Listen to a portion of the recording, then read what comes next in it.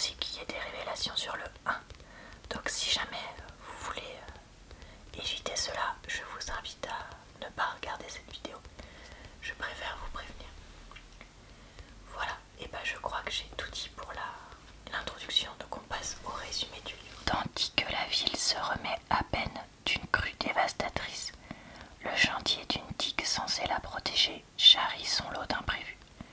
Main-d'œuvre incontrôlable, courant capricieux, disparition inquiétante.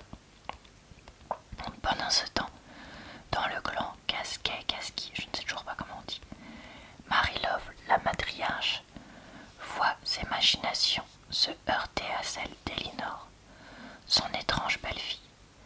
Mais la lutte ne fait que commencer. Manigance, alliance contre nature, sacrifice, tout est permis. Les mutations... À Perdido, pardon, les mutations seront profondes et les conséquences irréversibles. Pour information, la couverture que j'ai est une édition spéciale qu'on m'avait offerte.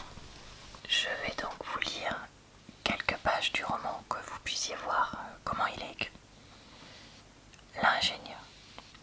Seigneur, protège-nous des flots, du feu, des animaux affamés et des en fuite. Désolée, je ne veux pas lire ce mot-là. C'est par cette prière que Marie-Love commençait chaque repas. Elle la tenait de sa mère, laquelle avait soustrait son argenterie, ses esclaves et ses poules à l'avidité des pilleurs yankees. Désormais, Marie-Love et Sister imploraient secrètement le secours divin contre une 5e menace. Ô Seigneur, protège-nous d'Elinor, d'Amer Casqui. Elles avaient toutes les raisons de la craindre. En venant à Perdido, la jeune femme avait semé le trouble et la surprise dans le paisible cours de leur vie. Elle était mystérieusement apparue à l'hôtel Océola pendant la grande crue de 1919 et avait d'abord ensorcelé le beau-frère de Marie-Love, James Casquet, avant de jeter son dévolu sur son fils Oscar. Ils s'étaient ensuite mariés contre la volonté de Marie-Love.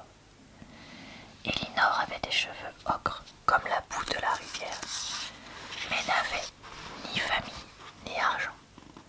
Pourtant, elle avait réussi à arracher Oscar à sa mère.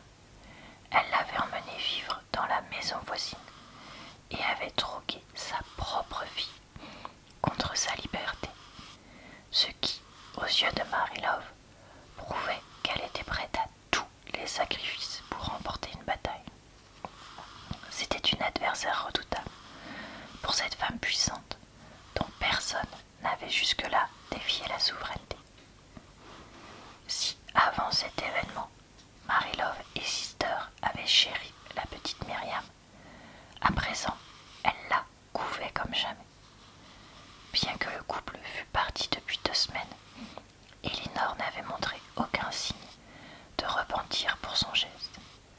Marie-Love avait 51 ans et n'aurait plus jamais d'enfant. Sister en avait seulement 29 et aucun espoir de se marier un jour.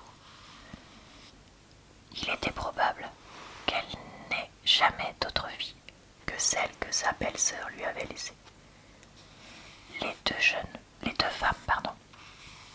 n'osaient pas quitter le bébé des yeux, de peur que sa mère, qui devait les épier à travers les nouveaux rideaux de son grand salon, ne vienne subrepticement leur ravir pour triomphalement le ramener chez elle. Aucune des deux n'avait l'intention de rendre leur trésor, même si, aux yeux du monde et de la loi, leur geste était condamnable.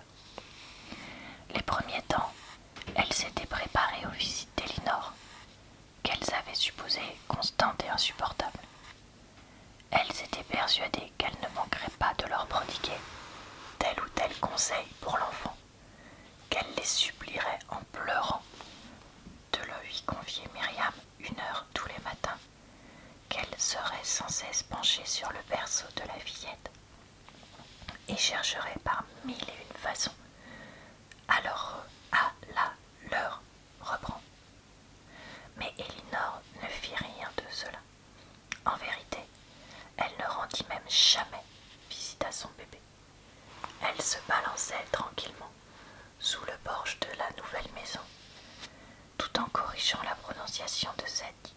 assise à ses pieds, un manuel scolaire entre les mains. Elinor adressait un signe de tête, poli à ses voisines, lorsqu'elle les voyait, ou lorsqu'elle ne pouvait feindre de ne pas les avoir vus. Mais elle ne demandait jamais après Myriam. Mère et fille casquées, qui n'avaient jamais été aussi soudées face à un problème, avaient beau se creuser la cervelle, elle ne parvenait pas à décider si elle devait se méfier ou non à l'attitude d'Elinor.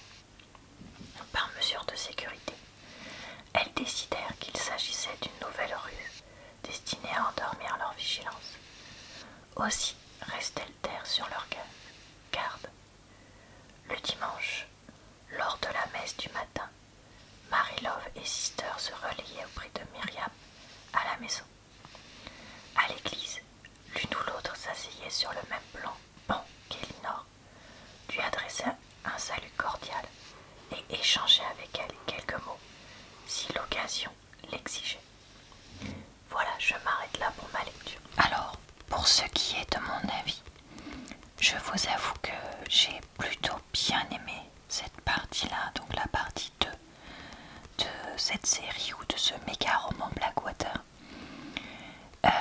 parce qu'il se passait quand même plus de choses que dans le 1. Le 1, c'est vrai que l'histoire met du temps à se lancer, ce qui peut se comprendre, alors que là, dans le 2, elle est vraiment lancée.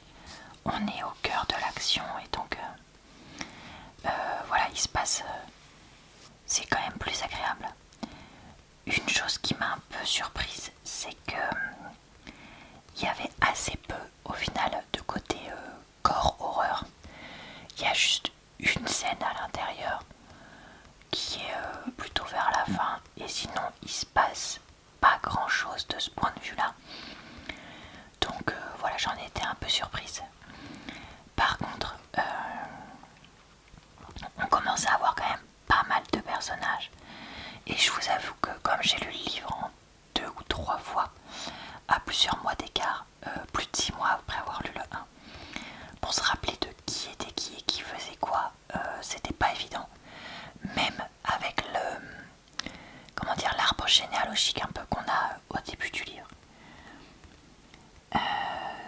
Je me demande bien ce qui va se passer dans la suite, parce que quand je vois qu'il y en a 1, 2, 3, 4, 5, 6 au total, et que là on est dans le 2, vraiment je ne sais pas du tout. C'est le genre de livre qui me laisse un peu perplexe, parce que d'un côté on parle de certaines choses comme par exemple les relations parents-enfants, les parents qui étouffent leurs enfants, tout ça. Il y a des sous-entendus aussi sur les familles riches par rapport aux familles pauvres, notamment à l'époque, le manque de travail, tout ça. Mais c'est pas non plus des sujets qui sont énormément développés. Et c'est pour ça que pour l'instant j'ai un peu du mal à savoir où est-ce qu'on va. Est-ce que ce livre se veut comme une critique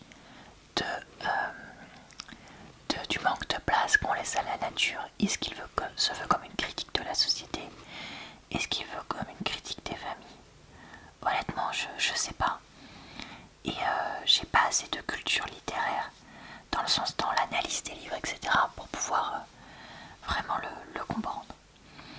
Après, moi ça m'a plutôt plu de le lire, mais je suis pas non plus, comment dire, en train de me dire oh, il faut absolument que je lise la suite tout de suite, tout de suite, tout de suite, comme peuvent l'être d'autres livres. Ou alors, même à l'intérieur, ça m'empêche pas de dormir, de pas savoir ce qui va se passer à la page d'après, quoi. Contrairement à d'autres livres qui peuvent exister. Donc voilà. Ce livre s'appelle La Digue. Je sais pas si j'ai précisé parce que on y construit la digue à l'intérieur. Qu'est-ce qui va se passer après? La digue va-t-elle tenir, etc. Difficile à savoir. Ce cœur avec les pics à l'intérieur, c'est aussi par rapport à du vaudou, je pense qu'on dirait comme ça.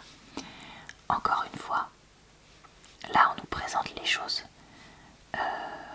comme ça,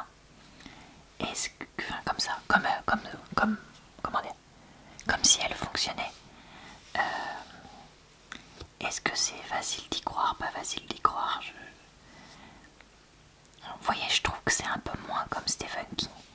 Ou je sais pas, Stephen King, il a souvent une façon de présenter les choses où tu pourrais presque croire que ce qu'il dit est vrai.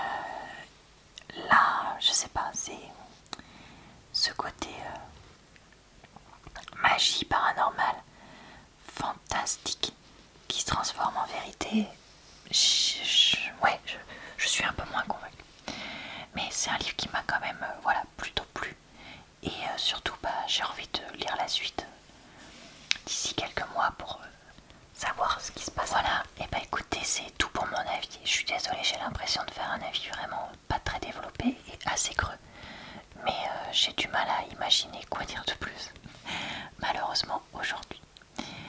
J'espère en tout cas que cette vidéo vous a plu, relaxé et diverti. Je vous retrouve très très vite pour un prochain avis sur ma chaîne. Et je vous souhaite donc une bonne soirée, une bonne nuit ou une bonne journée. Et je vous dis donc à très bientôt dans une prochaine vidéo.